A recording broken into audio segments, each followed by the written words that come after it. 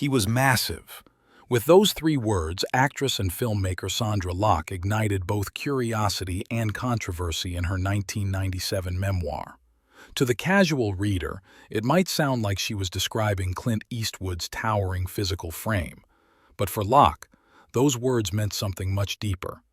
They weren't just about his height, or the way he could command a room with a single glance. They were about the magnitude of his power in Hollywood, his influence, his control, his shadow that loomed so large over her life, her career, and her very identity, that breaking free from it would become one of the greatest struggles of her lifetime. This is not just the story of Clint Eastwood's former partner. It's the untold truth of Sondra Locke, an actress who arrived in Hollywood as a small-town girl from Tennessee, who was nominated for an Academy Award in her very first film, who fought to be recognized as more than Clint's girlfriend, and who paid a heavy price for daring to speak out. Her life was a balancing act between brilliance and betrayal, success and sabotage, love and heartbreak. And her memoir, The Good, the Bad, and the Very Ugly, became a bold testimony that peeled back the glamorous mask of Hollywood to reveal its darker undercurrents. In this video, we'll explore her full journey, her small-town beginnings, her breakout stardom, her turbulent relationship with Clint Eastwood, the lawsuits that shook Hollywood, her courageous battle against illness, and the lasting impact she left behind. Because Sondra Locke wasn't just telling her story. She was exposing an entire system, and the truth she revealed about Clint Eastwood and about Hollywood itself was, in her words, massive. Sondra Louise Smith, later known to the world as Sondra Locke, was born on May 28, 1944, in Shelbyville, Tennessee. Growing up in a small southern town during the 1940s and 50s, Locke's childhood was marked by both simplicity and struggle. Her mother was very young when she had her, and her stepfather worked in construction. Money was often tight, but Locke quickly discovered she had something that couldn't be bought: imagination. She was a bright, determined girl who stood out in her community. From an early age, Locke found escape in books, music, and film. She wasn't just watching movies, she was studying them, absorbing the craft of acting and storytelling.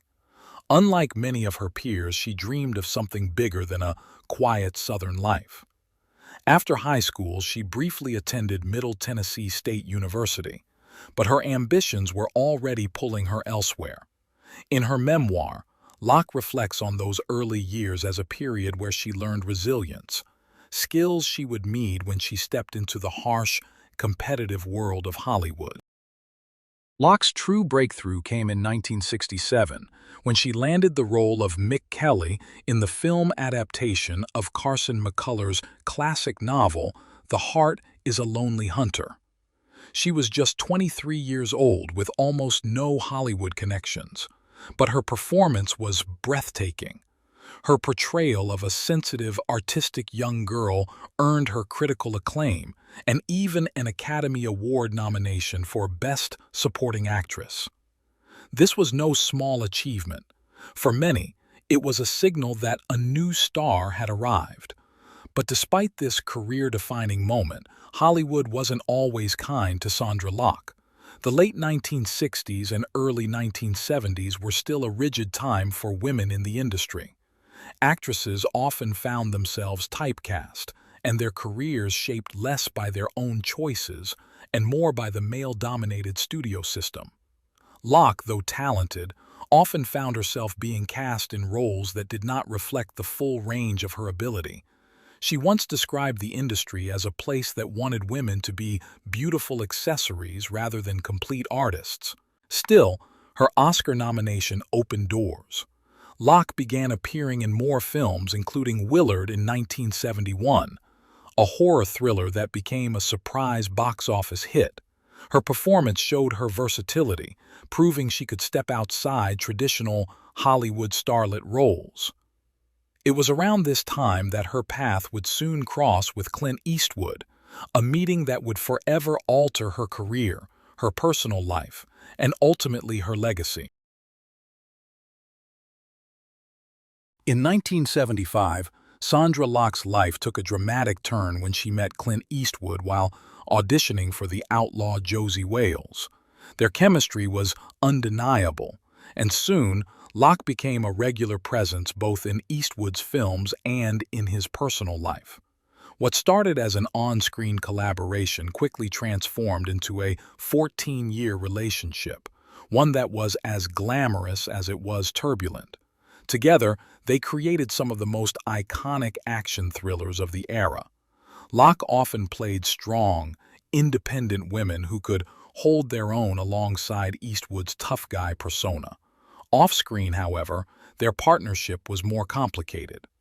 Though widely perceived as a Hollywood power couple, their relationship was marred by secrecy and imbalance. Locke gave up many of her own career opportunities, while Eastwood remained the dominant figure, professionally and personally.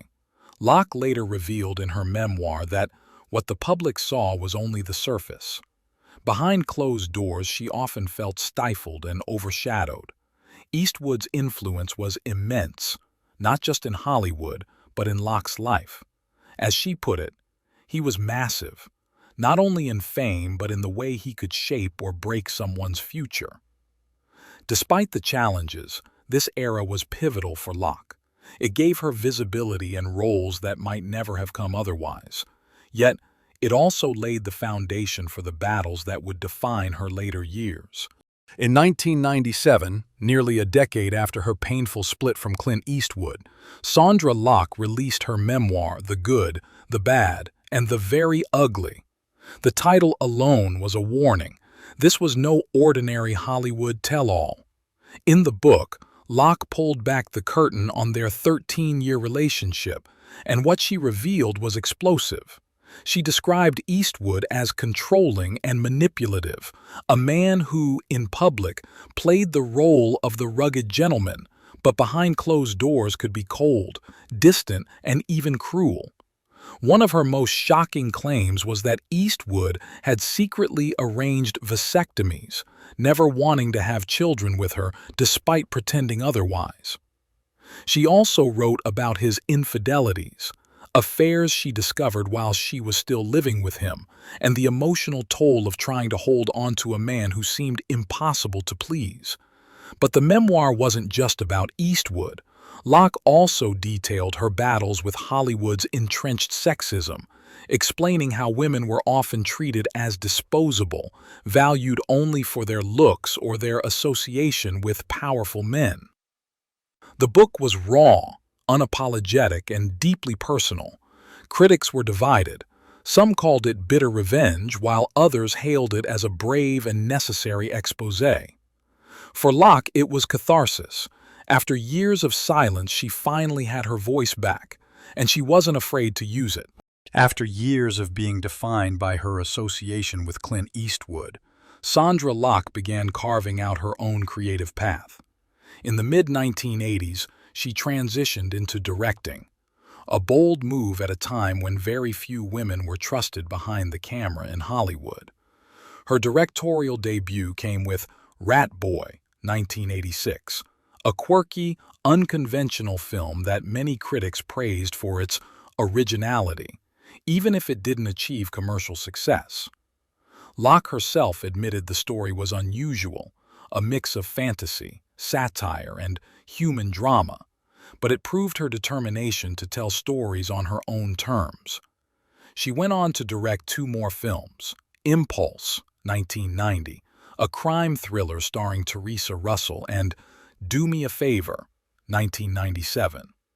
Both projects reflected her eye for complex, layered characters and her desire to showcase narratives outside of the typical Hollywood formula. But breaking free from Eastwood's shadow wasn't easy. Despite her talent and vision, Locke struggled to find consistent directing opportunities. Many doors that should have been open remained firmly shut, and as she would later reveal, there was a reason for that. By the late 1980s, Locke's personal and professional relationship with Clint Eastwood had completely unraveled. What followed was not just a breakup, but one of the most bitter, public, and legally explosive separations in Hollywood history. Locke filed a palimony suit against Eastwood in 1989, claiming that he had persuaded her to give up her career to support his, promising lifelong financial and emotional partnership. She alleged that after their split, Eastwood systematically sabotaged her chances of working in Hollywood. One of the most infamous revelations came during her lawsuit with Warner Brothers. She argued that the studio had given her a supposed development deal, but in reality, it was a fake arrangement funded secretly by Eastwood himself, designed to keep her from making films. No scripts were seriously considered. No projects were green-lit. It was, essentially, a professional dead end. The lawsuits dragged on for years, exposing the politics, power struggles, and quiet retaliation mechanisms that operated behind the scenes in Hollywood. Locke won settlements, but the damage to her career was irreversible. Casting directors and studios, wary of her reputation as someone who had gone against the system, stopped calling. Despite her talent as an actress and emerging voice as a director, Sondra Locke became an outsider in the very industry she had once been celebrated in. Her story, filled with promise, betrayal, and resilience, ultimately shined a harsh light on the way Hollywood treated women, especially those who dared to challenge powerful men. But perhaps the most heartbreaking chapter of Sondra Locke's life was her battle with health issues. In the late 1980s, at the height of her struggles with Clint Eastwood and Hollywood itself, Locke was diagnosed with breast cancer. She underwent a double mastectomy and chemotherapy, a grueling process that would have broken many. Yet, Sondra faced it with the same resilience she had shown throughout her career. Even after surviving breast cancer, she was later diagnosed with ovarian cancer. It was another devastating blow, yet Locke fought bravely, never losing her sharp wit or her determination to keep moving forward. She rarely spoke about her illnesses in detail, choosing instead to keep the focus on her work and her fight for justice in Hollywood. In November 2018, Sondra Locke passed away at the age of 74 due to cardiac arrest related to her cancers. News of her death was not widely reported at first, a quiet end for a woman who had once stood in the glaring spotlight of Hollywood's brightest stage. But for those who knew her story, her passing was a reminder of a life lived with courage, defiance, and an unyielding will to be heard. Sondra Locke's health battles may have taken her from this world, but her story, her resilience in the face of betrayal, illness, and systemic silencing, remains an inspiration. She was more than just Clint Eastwood's partner, more than Hollywood's cautionary tale. She was a woman who fought until the very end. Sondra Locke's story is more than just a footnote in Hollywood history.